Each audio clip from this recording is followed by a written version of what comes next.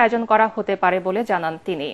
মহান বিজয় দিবস উপলক্ষে জাতির উদ্দেশ্যে দেওয়া ভাষণে প্রধান উপদেষ্টা নির্বাচন, দেশের অর্থনৈতিক ও রাজনৈতিক পরিস্থিতি সহ সাম্প্রতিক নানা ইস্যু তুলে ধরেন।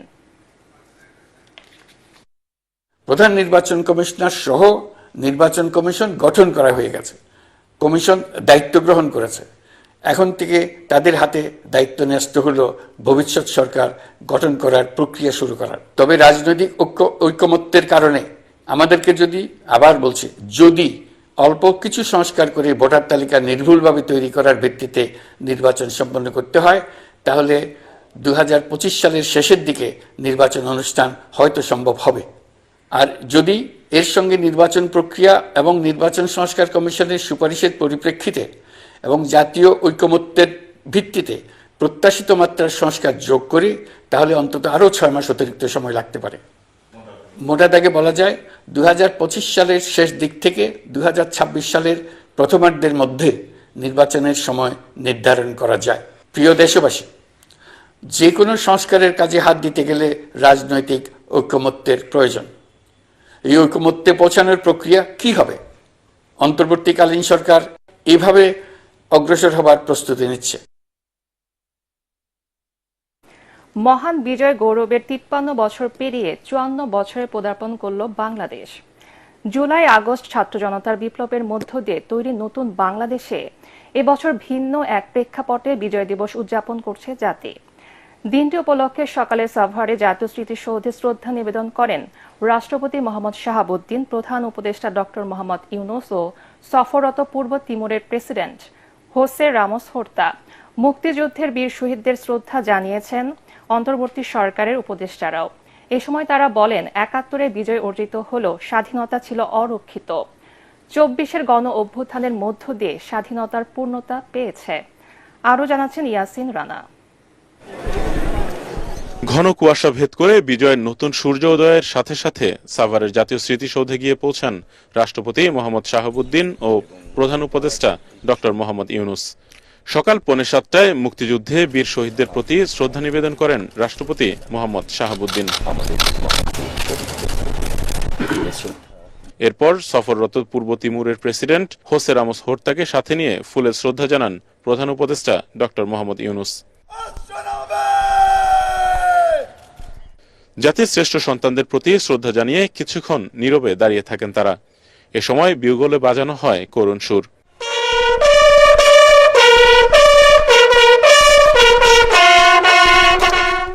শহীদদের প্রতি শ্রদ্ধা জানিয়ে গার্ড অফ অনার দেয় সশস্ত্র বাহিনীর একটি চৌকস দল। এরপর মুক্তিযুদ্ধ বিষয়ক উপদেষ্টার নেতৃত্বে বীরশ্রেষ্ঠ পরিবার, যুদ্ধাহত মুক্তিযোদ্ধা ও বীর মুক্তিযোদ্ধারা পুষ্পস্তবক অর্পণ করেন। শ্রদ্ধা নিবেদন শেষে তথ্য উপদেষ্টা নাহিদ ইসলাম বলেন, 2024-এর বিজয়ের মধ্য দিয়ে স্বাধীনতা পূর্ণতা পেয়েছে। 1971 সালে আমাদের বিজয় আসলেও, আমাদের স্বাধীনতা আসলেও সেই স্বাধীনতা ছিল অরক্ষিত। আমাদের 2024-এর বিজয়ের মধ্য দিয়ে আমাদের স্বাধীনতা পূর্ণতা পেয়েছে এবং 2024-এর এই বিজয়ের মধ্য দিয়ে আওয়ামী ফ্যাসিস্ট মুক্ত দেশে জনগণ প্রকৃত বিজয়ের স্বাদ অনুভব করছে। উপদেষ্টা আসিফ মাহমুদ বলেন, জুলাই আগস্টের শহীদরা এবার প্রকৃত বিজয় উদযাপনের সুযোগ করে দিয়েছে। আসলে আমাদের প্রজন্মের জন্য এই বিজয় দিবসটাই মনে হয় বোধ বুদ্ধি হওয়ার পরে একটা প্রকৃত বিজয় দিবস হিসেবে আমরা উদযাপন করছি। এর আগের বিজয় দিবসগুলোতে আমরা বিজয়কে উদযাপন করব, স্বাধীনভাবে কথাই বলতে পারতাম না। তো এটা এই জুলাই গণঅভ্যুত্থানের শহীদদের তাজা রক্তের বিনিময়ে আমরা পেয়েছি। ৭১ থেকে ২৪ এবং আমাদের এই স্বাধীনতা এবং মুক্তির যে সংগ্রাম, এই চলমান সংগ্রামে আমরা দেশবাসীকে সাথে নিয়ে একটা সুন্দর বাংলাদেশ গড়ার যে প্রত্যয় তা সফল করতে চাই। রাষ্ট্র গঠনে সকলকে ঐক্যবদ্ধ হবার আহ্বান জানান আরেক উপদেষ্টা মাহফুজ আলম। ৭১-এ যে রাষ্ট্র পেয়েছিলাম, এই রাষ্ট্রকে পুনর্গঠনের সুযোগ আমরা যাতে কোনোভাবে অবহেলা না করি, আমরা যাতে এই ব্যাপারে খুবই দায়িত্বশীল আচরণ করি সব সংগঠন, রাজনৈতিক দল এবং মানুষ। এবং আমরা চাই যে এর ভিতর দিয়ে এবারের যে বিজয় দিবসে আমরা যেভাবে স্বাধীন মুক্তভাবে বিজয় দিবস উদযাপন করতে পারছি, আমরা চাচ্ছি যে বাংলাদেশ এই স্বাধীনতা ধরে রাখুক এবং জনগণ আমাদের সাথে এবং সব দায়িত্বশীল মানুষের সাথে জনগণ একসাথে চলুক এবং বাংলাদেশ ঐক্যবদ্ধ হোক। রাষ্ট্রপতি ও প্রধান উপদেষ্টার শ্রদ্ধা নিবেদন শেষে স্মৃতিসৌধ এলাকা ছাড়লে বিভিন্ন রাজনৈতিক ও সামাজিক সংগঠন সহ সর্বস্তরের মানুষ পুষ্পস্তবক অর্পণ করেন। ইয়াসিন রানা, এটিএন বাংলা, সাভার, ঢাকা। রাষ্ট্রপতি, প্রধান উপদেষ্টা, প্রধান বিচারপতি ও বিভিন্ন রাজনৈতিক দলের শ্রদ্ধা নিবেদনের পর সর্বস্তরের মানুষের ঢল নেমেছে জাতীয় স্মৃতিসৌধে। এই মুহূর্তে সেখানে আছেন আমাদের সহকর্মী মাছারুল হক মুহাজির। সরাসরি চলে যাচ্ছি তার কাছে। মুহাজির, এবার ভিন্ন এক প্রেক্ষাপটে বিজয় দিবস উদযাপন করছে জাতি, তো স্মৃতিসৌধে মানুষের মধ্যে কেমন উচ্ছ্বাস দেখছেন আপনি? পুনম, সত্যি ভিন্ন ধর্মী একটা প্রেক্ষাপট। আমরা সকাল থেকেই স্মৃতিসৌধ এলাকায় ছিলাম।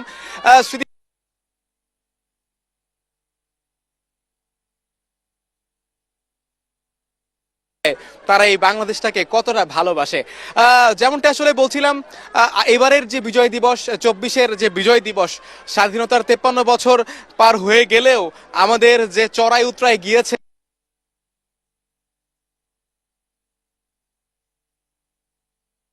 থেকে আমরা 15 বছরের যে স্বৈর শাসন ছিল, সেই স্বৈর শাসন, সেই নতুন বাংলাদেশে দাঁড়িয়ে বিজয় দিবসের যে উদযাপন, সেখানে আসলে হুজুরের কোনো কমতি ছিল না। স্মৃতিসৌধ এলাকায় আমরা পুরো সময় জুড়ে দেখেছি স্মৃতিসৌধ এলাকায় ধর্ম বর্ণ নির্বিশেষে সব শ্রেণী পেশার মানুষের একটা ঢল। বিভিন্ন সংগঠন এসেছেন, বিভিন্ন রাজনৈতিক দল এসেছেন, সবার কণ্ঠে একটাই সুর যে আগামীর বাংলাদেশ যেন হয় বৈষম্যহীন একটা বাংলাদেশ, যে বাংলাদেশে অবিলম্বে একটি সুষ্ঠু নির্বাচনের মাধ্যমে একটি গণতান্ত্রিক প্রক্রিয়ার রেওয়াজ জারি হবে, যে গণতন্ত্রটাকে আসলে 15 বছর ধরে বাঙালি একেবারেই হারাচ্ছিল। এবং একই সাথে তাদের আরো একটি চাওয়া ছিল যে আসলে সবশেষ যে জুলাই অভ্যুত্থান ঘটেছে, সেই জুলাই যুদ্ধকে সাংঘর্ষিক হিসেবে মনে করছেন এবং এটাকে।